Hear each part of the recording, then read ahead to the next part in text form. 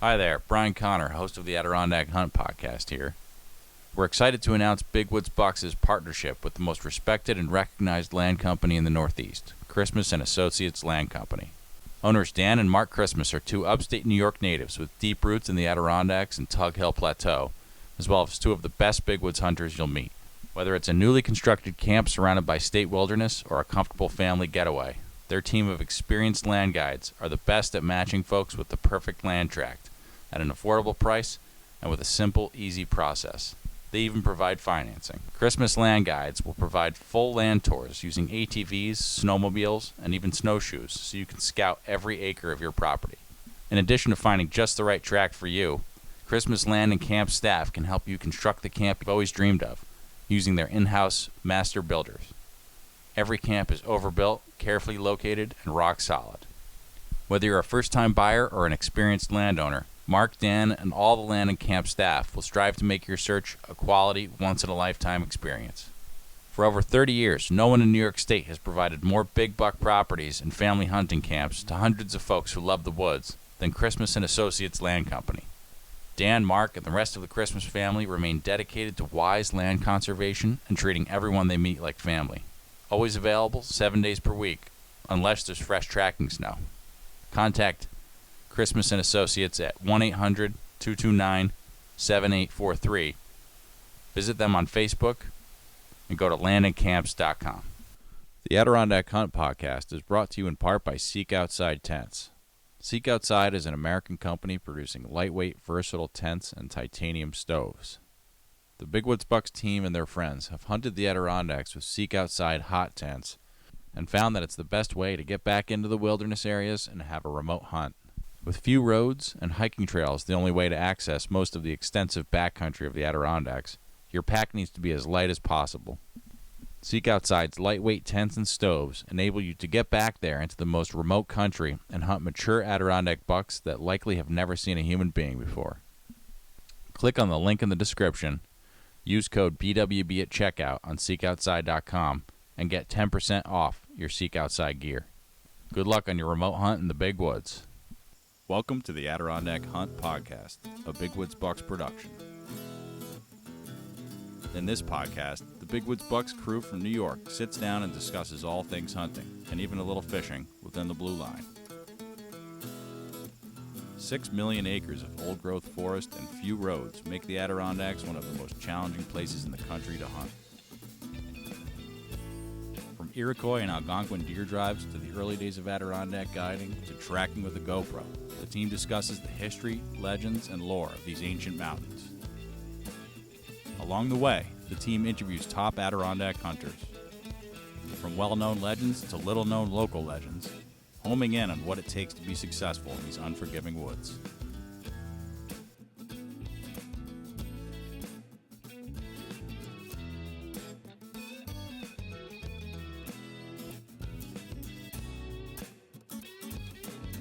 All right, welcome back to the Adirondack Hunt Podcast, a Big Woods Bucks podcast. I'm your host, Brian Connor, Big Woods Bucks CEO and camera guy. We're here at Huntstock, New York, having a great time. Yeah. It's kind of wrapping up a little bit. So Mark is here as well. Yeah. So, hi, everybody. Yep. And, of course, we have yet another man who needs no introduction, but I'll let Mark go ahead and make that introduction. So it's Joe DiNitto or DiNitto? DiNitto. DiNitto. Yeah. So I wanted to do something different, and let me give a little background for the audience. So Sure. I met Joe, I don't know, maybe personally 5-6 years ago. I'd say it's about right. And so I think I met you at a seminar. It's all fuzzy because it all mixes with Big Woods Bucks when I was getting really involved with that. And for the audience that maybe you don't know, I hunted with Hal in 2006 and then learned the tracking art in the Big Woods. And then I got more involved in the corporate side probably 5, 6, 7 years ago. And then that got me in collaboration with different people, and I obviously met Joe. And one of the things that really hit me about Joe and that I could relate with is some of the when he's performing, he has his shtick. You know exactly what you want to say about tracking. And that's true about Randy Flannery, Hal, all the top tier. So when you get to top tier and you have a tendency to forget how hard it was in the beginning, or you're just, not specifically you, but everybody presents from the expert perspective. So at that time, I was just cutting my teeth and getting successful. Now, what's interesting about this is when I shot my first big woods buck, the very first person besides Bob Dunbar, he was in the same room with me camping, was Joe. You were the first person that saw my first buck. He didn't see it. It was in the back of my truck, but I had posted it on Facebook. And so there's a point to this, though, that I want to make, and then I'll let Joe talk a bit. That day, I saw a different side of Joe in camp. It was you and Steve Feinberg in the room next to us. And you had just said that you had rolled in. You didn't get much sleep the night before. The conditions were, it was a cold day. It was windy. It was a long track. I remember you telling me about the track you were on. And I could tell you were whooped. And Steve was tired too. And Bob actually got on Steve's track. He cut him off. I remember that day. Yep. And you were more interested in my day and hearing the story about the buck. Now, when you're doing your shtick, you know, for guys like myself at that time, it can be intimidating, right? When you meet somebody. And it's kind of funny now that I'm a team member and all this. Now I have people that react to me that way, and I'm half the hunter you are, right? So, but I have my shtick. You get successful, you shoot 5, 6, 7 bucks in their bed, and all of a sudden you're different than other people, you know? Okay, yep. And that puts you in this strange position. I'm very uncomfortable with it a lot of the time when people come up and these guys may have killed 20 more bucks than me or 50 more, right? So I saw a different side to you. And each person that's done a podcast with you has talked, and you've hit on different aspects, but then I talked with you more as you were at the frat houses, and I see a really super kind side, and I really want the audience to see this side of Joe DiNitto. So I have some things in common with him, and then I'll let him talk. I'll ask him a question, and we'll go forward. But he's a farmer. I grew up a farmer. He's an A personality. I'm definitely an aggressive personality. I've learned to tame it, but I get it. So I want the audience to know Joe DiNitto. So I want to ask about your youth and what makes somebody. I know what makes me a tracker. I know I have a very specific reason why the woods are important to me, and it's very personal. And that was, it healed my youth. I had a very, very difficult youth. Now that's not the case with everybody, but I don't know why you are a tracker. Why are you so good at what you do? Because it's obviously really important to you. Right. And if I understand the question correctly, and thank you for the kind words. Yeah.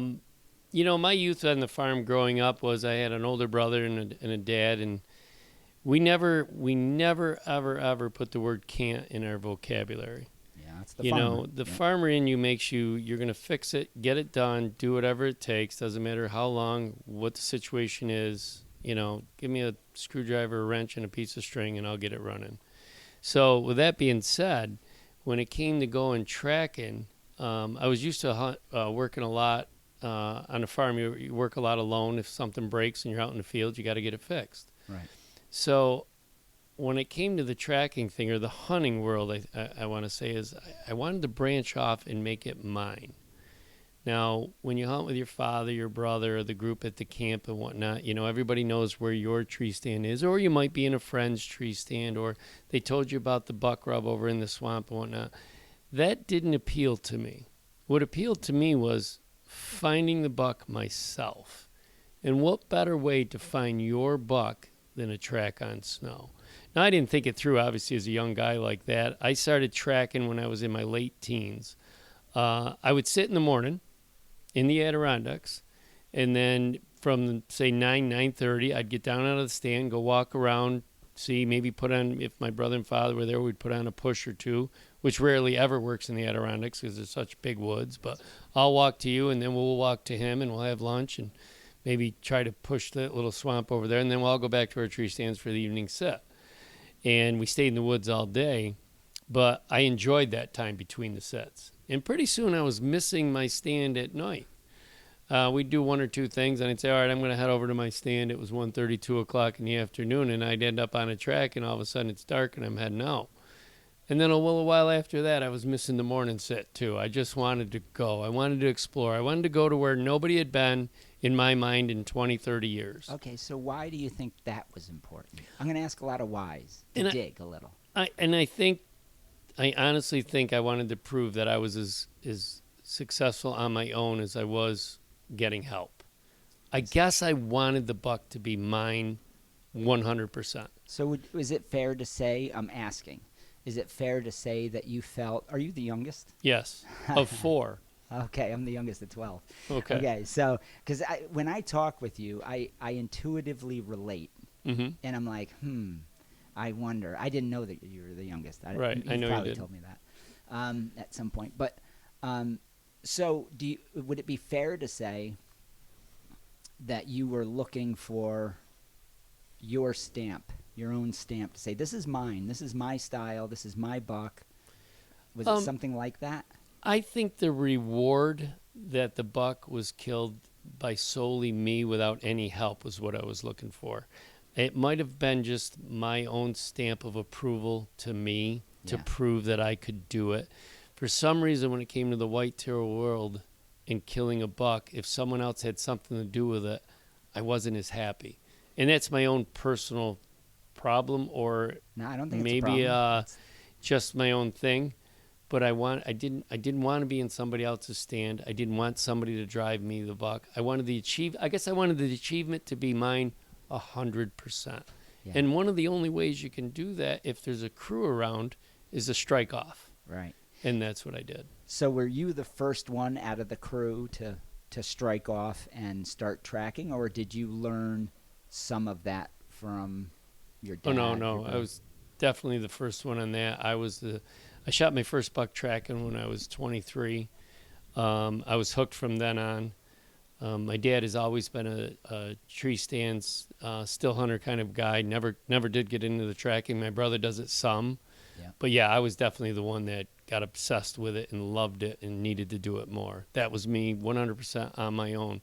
So a lot of what I talk about in my seminars, and you had mentioned that sometimes you're teaching from an experience level. I don't want to say an upper level, just more time in the woods, more experience, is I try to relate back to help a new tracker, whether he's 12, 14, or 40, to not have to go through the learning curve I did. Yeah. And not make those mistakes. And not because I don't think he should experience it, but we've only got so many seasons in our lifetime. That's so true. Why wouldn't I want to give him whatever, and I don't want to use the word gift, but why wouldn't I want to tell him anything that I know, hey, listen, don't do this. Yeah. I did for a few years. It's a mistake.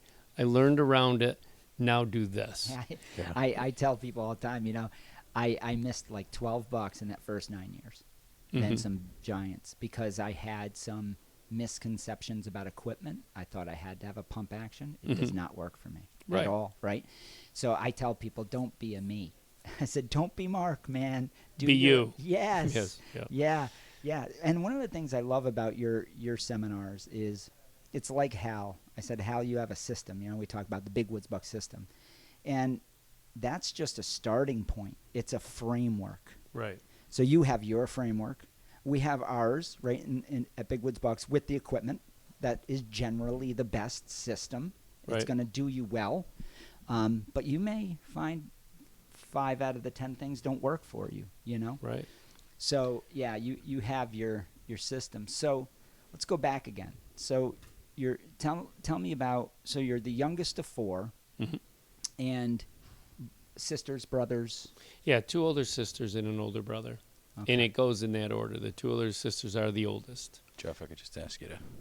Yep, you got it. Next Yep, 2 older sisters, and then my brother, then me. And there's only 5 years between the 4 of us. Oh, wow.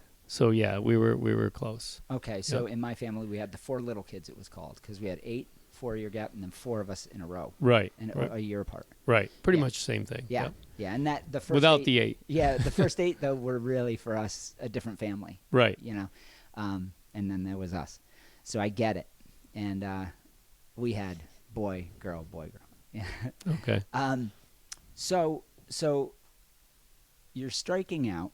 You're starting that process. Had you at that point heard of the Benoits? Did you hear about, we're about the same age. So were you studying this stuff before you did that? Or did you organically just do it? Well, obviously everybody I think that was hunting in the Northeast knew of the Benoits when they were coming through the ranks. And what I wanted from the Benoits was those big bucks. Yeah. I knew I wanted the track before I knew the Benoits. But then they were like the stamp of this works. Yes. This is the proof. So you had heard about them? Yes. Had you read his book? I read his book. I read a few articles in like Sports Afield or some of the magazines, and I knew that was the style of hunting that I was going to do. It was no doubt in my mind kind of attitude. I knew this is what I'm going to do, and seeing what they were bringing home just made me want to do it. Yep. So you had read the book before you started striking out. So you're a stand hunter. You had read the book. You had been introduced to that because there was no podcasts and stuff in those days. Right. But to just correct that, no, I struck out first. Okay, that's and interesting. Then I wanted to kill whatever buck I killed on my own.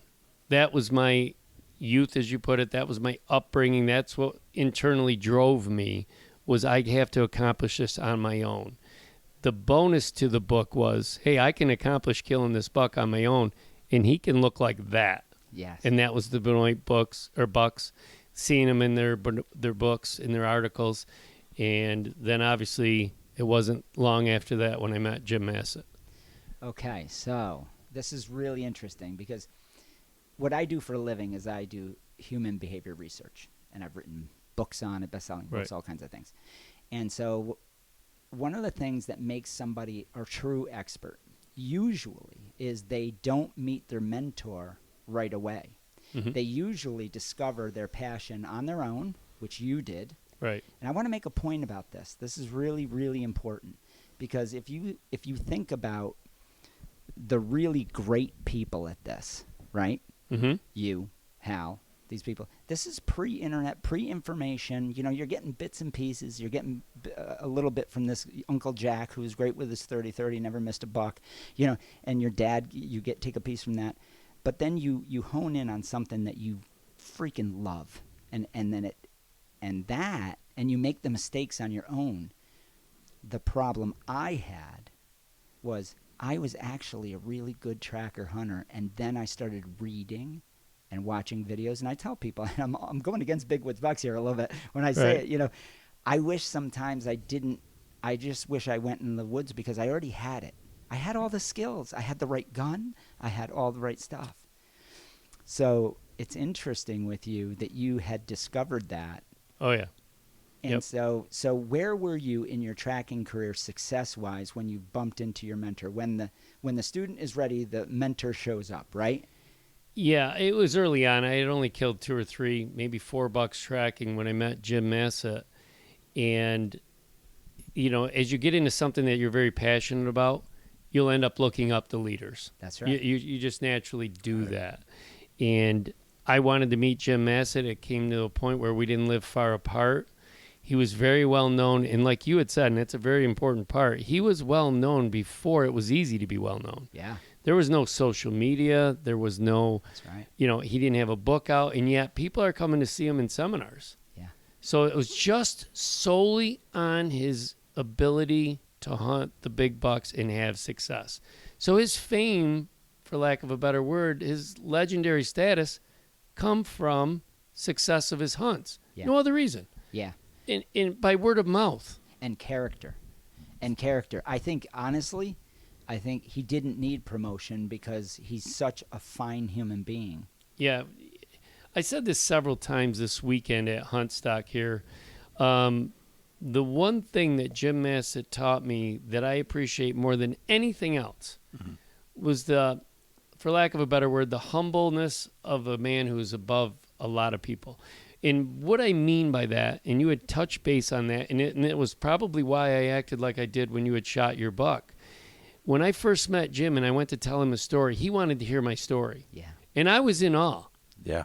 Because Jim Mass is listening to my story. So when I walked away with this, I had this little giddy in my step. My heart was beating a little faster, and that was really cool. Yeah. I met a guy at that level, and he wanted to hear my story. And I said to myself, I love that he did that. So now I'm attracted to following him. I want to be his friend. I want to be with him. And it worked out where we became best buds and do seminars together and have now for 20-some years. Yeah. But Jim taught me that it's us, or it's not me against you. Right. It's not me against another hunter. I'm not trying to get the bigger buck. I'm not trying to get the buck before you do. It's us against the deer. That's right. We're all on the same team. So when your buddy, your rival, or your neighbor, or someone shoots a good buck, be happy for them. Yeah. They're on a high. They're having a great day, a great week, a great thing season in their life. Yeah, it could be a game changer in their life. Let's be happy for him, because guess what? Whether it's next week, next year, or 5 years from now, you're going to get the big buck. That's right. And you want him to be happy for you. Yeah. On a side note of that, and this I think is a very important note so people become more like that, if you're the jealous hunter, if you're the one that's trying to beat the neighbor, beat the friend, or be the best, and it's important to you to be top dog and whatnot, it's nowhere near as fun. It's terrible. You're putting pressure on yourself. Yeah. You're having a bad day when they shoot a big buck. Where's the fun in that? Right. Let's just have a good time. If Yeah. it's my turn, it's my turn. Yeah. You know what I mean? Yeah. I believe in that 100%. So did you contact Jim out of the blue? You know, it's funny. There was a gentleman, a husband-wife team that were feeding deer up in the Adirondacks, and I was bringing them some alfalfa hay from the farm. Jim was going up to photograph because he was doing slideshow. Back then it was slideshow presentations, and we met there at that house. He was there to film. I was there to drop off hay. I knew of Jim, so I was very happy to meet him. And it's funny, Jim had mentioned this a couple times this weekend. A few weeks later, he gave me his phone number there. Again, Jim was a member of the Big Buck Club scoring team. Yep. So I had a couple of racks that I had tracked down, and I wanted them scored. So I got a hold of Jim, and we made an arrangement, and I got to his house at 7 o'clock on a Wednesday night, let's say. And I brought the racks in. We sat down. We started to shoot the breeze about different bucks. Yeah. I left Jim's house at 20 after 3 in the morning. We never scored a horn. All we did was stack up bucks and talk about deer hunting. And to this day, we haven't scored those 3 racks. Those of you who listen to the podcast will know that here at Big Woods Bucks, in the off-season, we're big into brookie fishing. If you're going to be brookie fishing in the Adirondacks, there's only one way to do it right, and that's with a lightweight canoe. Our friends at the Adirondack Canoe Company are making traditional lightweight pack canoes. Adirondack Canoe Company's canoes are the finest made canoes in the Adirondacks, the Northeast, or the country for that matter. When I go brookie fishing, I bring the Adirondack Canoe Company's Haystack canoe. The Haystack is based on the John Henry Rushton-designed Wee Lassie, which has proved to be a worthy haul over the last 150 years. Worked into the Adirondack culture of brookie fishing, this canoe is a fantastic fishing platform and light enough to carry wherever you go. So if you're in the market for a lightweight canoe, go to the Adirondack Canoe Company and check out their stuff. We'll see you out on the brookie ponds. Hi everyone, team member Mark Sheeran here. Some of you might not know that my day job is coaching people on how to move past addictions. I've been doing this for more than 34 years now, and I absolutely love providing the most effective method for moving past addiction in the world. It's called the Solution to Addiction Workshop and the Solution to Addiction Coaching. Both of these life-changing programs are presented by me and my team here at the Freedom Model. If you're someone who wants to be free from an addiction, but you don't want to go to daily support meetings, rehabs, or be on replacement medications for the rest of your life, give us a call at 888-424-2626. Or you can go to www.thefreedommodel.org. Your first 30-minute consultation is free. Here's that number again, 888-424-2626. I look forward to helping you. Take care. This podcast is brought to you in part by Minus 33.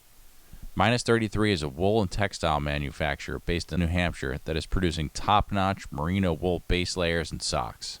Layering your clothes when you're hunting the big woods is key. As we've discussed on this podcast, the conditions and distances involved in hunting the Adirondacks mean that you have to take your gear seriously. You can't afford to not have the best gear, and that's particularly true of your base layers. Minus 33 long johns should be an essential part of your gear system to keep you warm while you're out in the Adirondack backcountry. As for socks, I've tried dozens of pairs of wool socks over the years, and Minus 33's Heritage socks are by far the comfiest.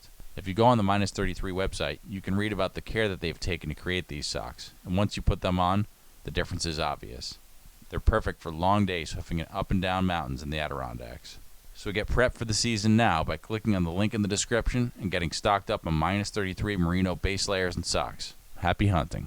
So let me get this straight. So you knew of him Correct. through the world. Yep. And then you bump into him delivering hay. Yep. Was that serendipitous? There was no plan of No meeting plan that I know of. No. I want the audience to hear this because this is important. Okay. And then you decide, you have a little conversation, and you say, I want you to score my racks. Yep. Did at that point you have in the back of your mind, I want to be friends with this guy, and hopefully I get to talk to him when you're walking into that conversation? Or were you just like, I hope he talks to me? Yeah. Was there an agenda? Yeah. The agenda was just to be in his presence, just to go there. Yeah, to have the guy talk to me one-on-one. I figured I'd be there a half an hour, score the couple of racks. I was hoping for an hour and a half. To back up a little bit about the meeting when I was delivering the hay, that's a long time ago. I might have known he was going to be there, so I timed my things so I would. Yeah. That sounds a little more plausible, and it's probably the true story. I just don't remember it. But I do know that I was driving there with a little giddy in my step, a little extra heartbeat, and Sure. excited to meet Jim Massett. Do you remember what year that was, Joe? Yeah, I believe it. I believe I was at his house in '89. Oh, wow. Wow. Okay, yeah. That's really Yep. cool. Yeah. That's really cool. I want the audience to hear this. I want, you're taking chances. You're even meeting him is like a track. It's like, I'm going to succeed at this. I'm going to find the people. That's exactly how I was with Hal. I looked out at Google had just come on, and it was 2006. And for like 2 years, I'd read the Benoit books. I'm like, they're not going to take me hunt. They don't know me. I got to find a guy to take me into the big woods, And Hal was that guy. There was one small article in some esoteric outdoor news thing that I found, and I made the call. And I remember thinking, I was so nervous, it's so ridiculous to me now. But when I'm talking to people here at the show, and you know this, people who walk by the booth, they're eyeing you because they're scared. They're nervous because we're bigger than life. And what they need to know is talk to us. Talk. It really, nothing, because we were all there. We were all in that same position at one time. We weren't born trackers. Right. Oh no, definitely not. I don't think I'm better or worse than anyone else out there. The only gift that I have when it comes to tracking is the passion for the sport. Right. I love it. And if you love something like that, you naturally become maybe a little bit better at it. Or for another way of expressing it, you get more experience. And through experience, you might get a little better at it. But I love the game. I want to ask you, too, I think it's safe to say at this point, at least in the tracking community, the Big Woods community, I mean, you're a celebrity, and I'm sure you've seen it. No, I don't care what you say. I'm going to pop you up. I've seen it. Well, listen, I don't agree with any of this. I'll tell you, me and Austin on the way over, we're talking about what it's like. Like when I first met Hal, I was like, "Hi, Mr. Blood." I was like a little starstruck, and then you get to realize he's a normal guy. And then Austin was like talking about how he's getting used to people recognizing him from videos. Did you find there was a turning point where people started to recognize you, and how did you handle that? What was your take on that? Was that weird for you, people recognizing you, or does that not happen? I don't. It'd be hard to believe it doesn't happen. But the only reason it happens here at the shows is because we got a booth set up, and they come by, and there we are. But that hasn't happened to you in public. It's happened to me in public. The only thing that happens to me in public is a friend of a friend had said, a friend of mine will come up and say, "Hey, I mentioned somebody that I know you," and they were happy, or Right. I don't want to use the word impressed, but they were like, "Hey, I'd like to meet him." You know what I mean? So But tell me. celebrity is not the right word. Well, but- you are one, whether you No. like it or not. It's You're a not. celebrity to me, Joe. Well, I'll accept that. So tell me about some times track and when you're before you meet Jim in those. First of all, if you shoot $4 tracking, Hmm. that's more than 90% of the people even that have come here, right? So that's an accomplishment right there. So you haven't met your mentor, you're doing it, you're out there, you're hustling. In the Adirondacks, man, I think it's the hardest place to kill a buck anywhere. I agree with that. It is. They're craftier. There's a lot more distance they can see. Anyway, so was there ever a time in that first 4 or 5 deer where you were heartbroken, dejected at failure, made a mistake that really, really bothered you? Something like that. Wait, were you there when I came out of the woods with the tears in my eyes? I know I was when I had tears in my eyes. I can't even tell you how many times I wondered why I even liked doing this. Yeah. Because I was so down on what had just happened. Yeah. I've looked down at my gun and wondered why I'm carrying it while I'm in the woods, because I didn't take the shot. Yeah. I've wanted to leave my gun in the woods because I missed the shot, and what's the sense of all this? I've got more stories. I can remember people in the old days, and by the old days I'm talking 25 years ago, that would say to me, "Joe, could you just tell a story of a buck you killed?" Because all you do is talk about the ones that got away. Yeah. That's And how it because is. I had a whole lot bigger binder of those than I did the ones I killed. Yeah. And I got to say, it was all a learning curve. I think it was great now. Yes. I didn't think it was so great then. I made a lot of mistakes back then that I don't now. And I hope that once in a while when I do a seminar and I can help somebody not make that mistake, great. So what would you say, as a developing pre-Jim Massett tracker, was your Achilles heel, your personal thing that made you avert success? That was the thing that caused the failures. If there was one thing that was the biggest, what would it be? I know these are personal questions, but Right. I can tell you, I'll be vulnerable. I'll say that for me, it was my angst and my aggression. I was way too aggressive. So it was a huge problem. I would bump a buck, I'd go after it, and then I'd get tense. I wouldn't want to fail at all costs against myself. I'd basically bet against myself, and then I would fail. I'd create failure. Right. I did that over and over and over until the woods broke me. Right. Until the woods broke me. And then I was successful 3 hours later. That was that day that I met you. Okay. Oh, Okay. yeah. Awesome. Yeah, Yep. It was really cool. That was a big day. My whole world changed. Now I've killed 7 bucks in their beds, and it's like every year.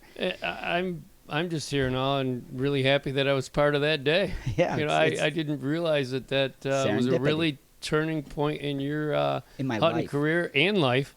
In my life. And I'm just happy that I coincidentally happened to be there, and that's awesome. Well, can I follow up? So I just. Oh, yeah, that's right. So what was your Achilles heel, if there was one? If I had to go back and say I wish I didn't make those mistakes, one of my biggest things was lack of preparation. And by lack of preparation, I mean practice with my rifle. I could do a lot of things right and not do that right in the end game. So, and I think that is something that was a problem with me personality-wise. I thought I could just get it done by doing it. I don't want to say half-assed, but yeah. You go out, you put your gun on the 4 days before the season, you shoot from the vise. You did pretty good at 80 yards, and you think you're ready. You're not. Right. And you can convince yourself that, hey, I just got to put the crosshairs on them or the bead, whatever you're shooting, and you can kill the deer. No. You got to put more into that, and that's where I was lacking. Physically I was in good shape. I was starting to get down the idea of sneaking up on the deer. I could go a long ways. I could, do it enough where one time I'm going to get lucky enough to get a shot, and then I'd blow it. Yeah. So if I had one thing that I could change back then, and it's not that major of a thing, but it was that lack of preparation. So mentally, you were comfortable in the woods. Oh, yeah. Yeah. Yep. And how did you learn to be comfortable in the woods? I think it's just a matter of keeping expanding your horizons in the woods. Yeah. You know, what I was doing was making those smaller loops and coming back and ending up in my truck while it was still daylight and being a little bit mad that I didn't hunt the whole day. And then as I got farther, I remember, like you had that all moment when you shot the buck. This wasn't quite as all moment, but I remember the day that I was coming out of the woods after dark. Maybe it had been dark for 25 minutes. I wasn't really sure where I was, and I wasn't positive on the way out. Yeah. And I said to myself, if I see my truck tonight, I'll never be scared of the woods again. Yeah. 2.5 hours later, I was sitting in my truck going, there's no reason to ever be scared in there. Yeah. You know? And Jim Massett makes a great point. He says, you know, I'd rather be in the woods anywhere in the Adirondacks, Maine, or wherever than on a street in New York City at night. There's nothing to fear in there, you know? So, Yeah, you know. for sure. Yeah, but As long as you can fight, it's not so bad. Yeah, well, yeah. And maybe I'm being a little rough on New York, but you get the intention. No, you're course, not. of course. New York's kind of crazy. But yeah, lack of preparation when it came to that. You know, taking things for granted. You know, I'm going to be able to make the shot because my gun's on. Yeah. You know. Yeah. And you know, now in the seminars, I teach a few tricks on that to get yourself more prepared, and it's not even a hard thing. Yeah, it's not. It's not. It's not. You know, gun in your hand instead of on the vise. I put up a shoebox at 60 yards. I shoot at it as fast as I can, and I make sure I hit the box. You know, a box or two of shells, and you'll be much, much more ready. You will have muscle memory that will work when you don't have the ability to think because that big buck's standing in front of you. So you have two different guns. You have the micro medallion, I Yep. think, right, with Yep. the scope on it, and I that's, do. That's a Tang safety. Yep. And then you have the pump, 760 30-06 carbine Yep, with a peep sight. with a peep.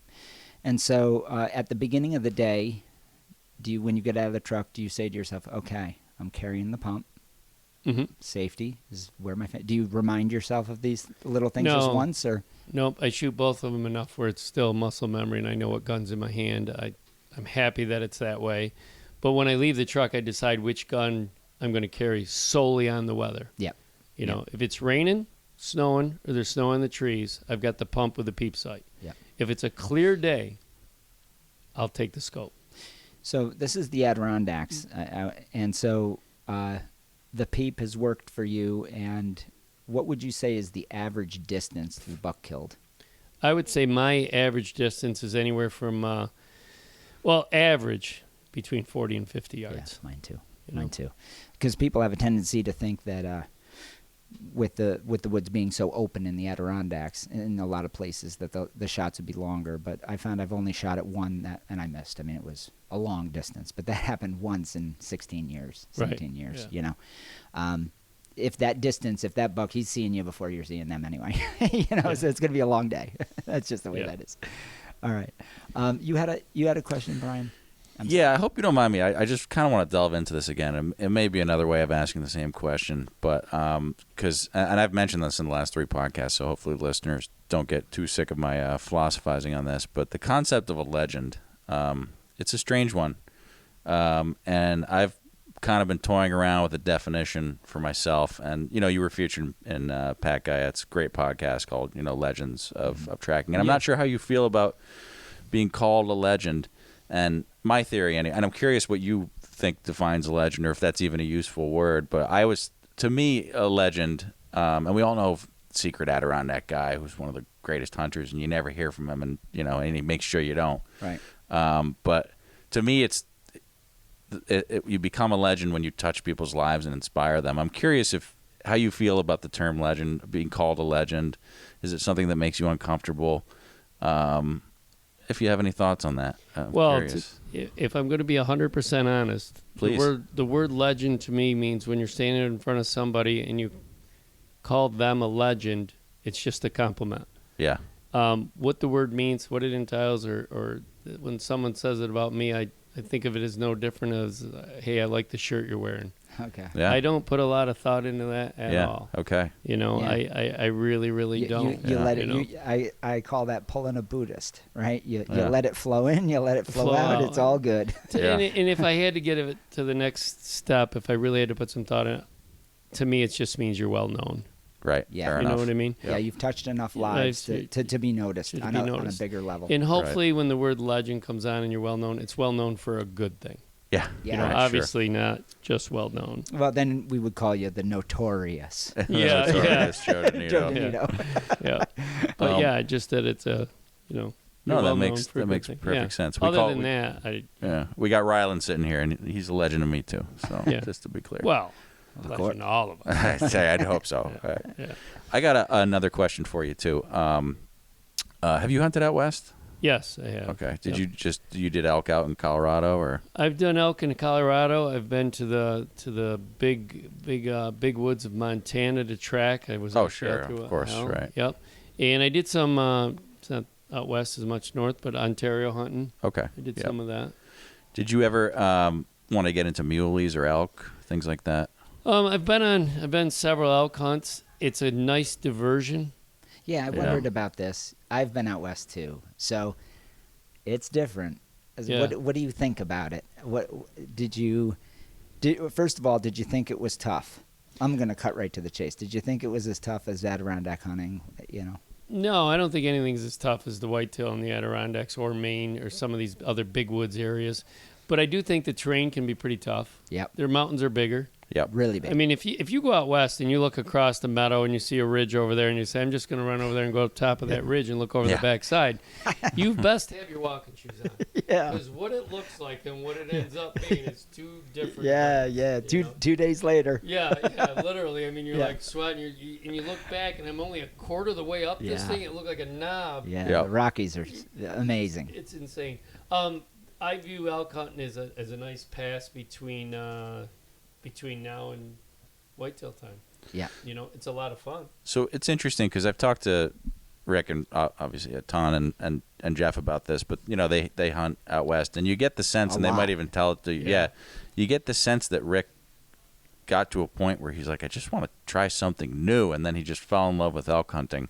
And Jeff has said before too, he's like, I hunt Maine and New Hampshire, not because I want to, but because I live here. So for them, there's a sense of not being bored with tracking in the North Woods, but just wanting something new. I'm curious, are you still just totally enthralled with the North Woods thing, and that you don't feel the need to chase, you know, other animals? Yeah, I think part of the problem is my occupation. I don't get a ton of time. If you had a little bit more time, Rick's a very hard construction guy, as we know. Puts in a ton of time, so he has time. Right. And good for him. We all get the same 24 hours. We all make choices. Yeah. And I think it's great that he does that. For me personally, no, I don't have the drive for something new. Right. I have the drive for more of what I've got. So let's jump on that. So if you had a choice, you have 10 days a year to hunt, and it's all snow. You shoot your buck day 3. You have 7 days left, and you have those days off. Would you book a hunt somewhere else, or somebody offered? Would that be something, or would you go to a different state in the Northeast? If you could, somebody said, "Hey, we have an elk tag for you. You can go out to Feinberg's and, you know, get on a jet. Let's go." Well, here's the thing. Yeah, I'd definitely go to Feinberg's if that was an option. Although, if Maine had snow and I could track again, I'm going there. That's If what. New That's the Hampshire's got question. Snow, I'm going there. Yeah, it's the number one thing for me. Me too. Me too. I just can't get it out of my system, or get enough of it, I should say. Yeah. You know. Yeah. And why do you suppose that is? I just think it's the one thing that I love the most. I don't know what else to say about it. I mean, you got to do with what you're dealt. We all love to hunt, and if it's not snowing and it's not in the Adirondacks, it's not whitetail time, but you can go hunt elk in September, sure. Yeah. But it's just filling the void until you can go hunt whitetail. Do the thing in the Adirondacks. Do the thing in the Adirondacks. All right, now I'm going to talk a little specifics, a little hunting before we close this up. So I hope the audience is getting a better picture of Joe as an individual and what makes him tick. But we do have to talk about hunting a little bit. So I've had some Adirondack bucks through the years that were giant racked, very small deer, very small foot, not heavy. Right.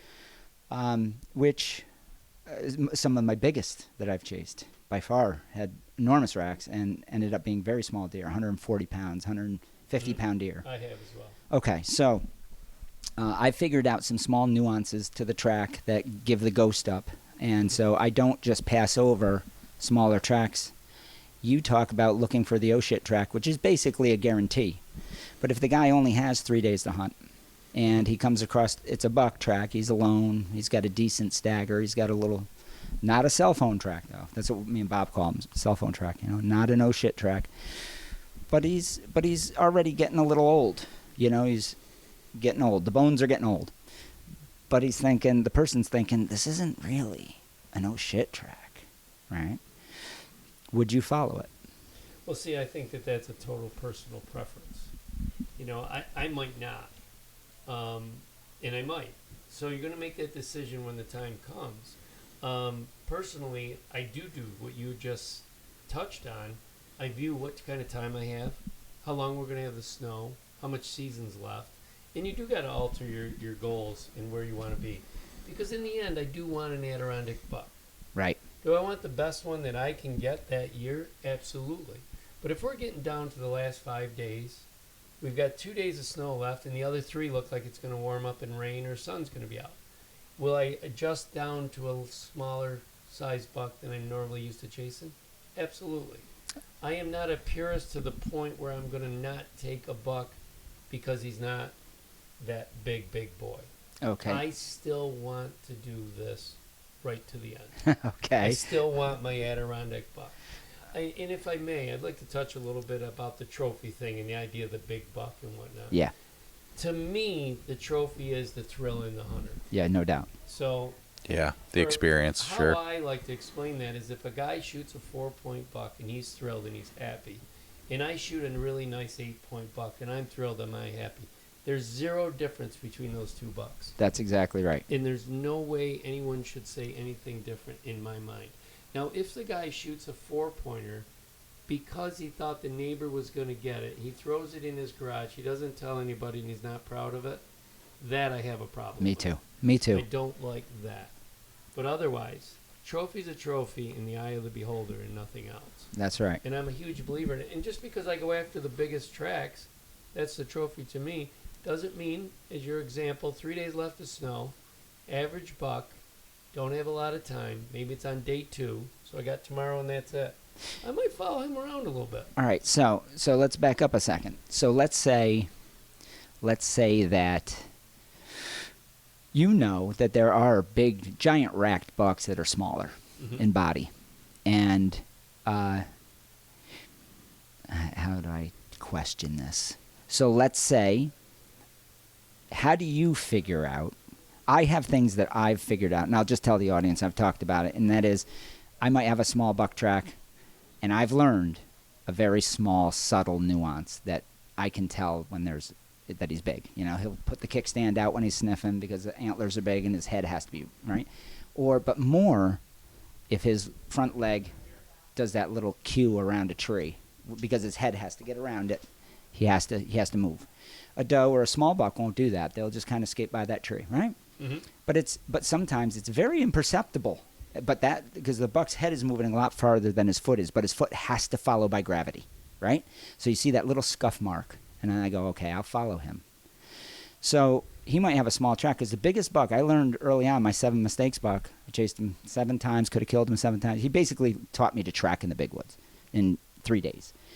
He was 162 inches, but I guarantee you he wasn't more than 145 pounds. He was just a small-bodied deer. So I've learned, and I've chased a bunch like that now because I see the little things, you know. So do you see those things? Well, no, I think you're probably better at that than I am. I don't follow the small tracks. Okay. I haven't learned those nuances, as you call them, that you're cueing in on. I'm going to go with the odds. Okay. That's the answer. Most of the time, I go right over those tracks. And I even say it in the seminar. If you guys want to shoot consistently big bucks, go with the odds. Go with the odds. Do we have smaller track deer that have big wrecks? Sure. But you might waste a lot of time. Yes, on one that does not. Yes. So I don't sit in the 6-point tree stand when the one across the swamp's got the 10-point. Yeah. I shoot bigger bucks, luckily, because that's what I'm hunting. Yeah, and it has bit me. It has bit me. It's bit me a couple times in the last few years where I've shot I've had actually bigger tracks and smaller racks. So it goes the other way too. It definitely That goes is so the other way. depressing. Especially in the main woods, you can shoot a 200 Oh my God, yeah. pound buck, which is a great trophy, especially on main standards. But it can have an 8-point rack that doesn't score 100. Yeah, but yours had a nice rack too, Yeah, dude. well, you get That was awesome. Every once in a while, you got a blind squirrel, you can find a nut, so it works. But yeah, I go with the odds. I encourage you to go with the odds because we don't get a lot of snow days.